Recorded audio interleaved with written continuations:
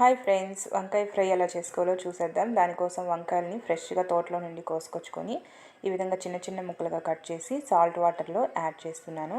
ఈ విధంగా మీరు ఎంత ఫ్రై చేయాలనుకుంటే అన్ని వంకాయలని ఈ విధంగా చిన్న చిన్న ముక్కలుగా కట్ చేసేసుకొని వీటన్నిటిని కూడా శుభ్రంగా క్లీన్ చేసేసుకొని కర్రీ ప్రిపేర్ చేసుకుందాం. ఈ ఫ్రై కోసం నేను కట్టెల పొయ్యి మీద చేస్తున్నాను. ఆయిల్ 2 టేబుల్ స్పూన్స్, ఆవాలు, అలాగే ఆనియన్స్ కూడా కట్ చేసి యాడ్ చేసి ఇవంతా ఫ్రై అయిన తర్వాత కరివేపాకు రెమ్మలు యాడ్ చేసి ఇది కూడా ఫ్రై అయిన తర్వాత మనం కట్ చేసుకున్న ఈ వంకాయ ముక్కలన్నీ కూడా యాడ్ చేసి ఇది కూడా బాగా కలిపేసుకుని రుచికి సరిపడా ఉప్పు కూడా యాడ్ చేసి ఇదంతా బాగా ఫ్రై అవనివ్వాలి.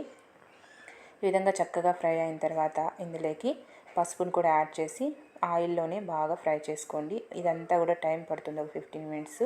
ధనియాల పొడి అలాగే రెడ్ చిల్లీ పౌడర్ కూడా యాడ్ చేసి అంతా కూడా బాగా కలిసేలాగా కలిపేసుకుని ఫైనల్గా తెల్లగడ్డపాయలు పొట్టుతో సహా దంచుకొని యాడ్ చేసి ఇదంతా కూడా బాగా ఫ్రై చేసుకుంటే ఎంతో టేస్టీ వంకాయ ఫ్రై రెడీ.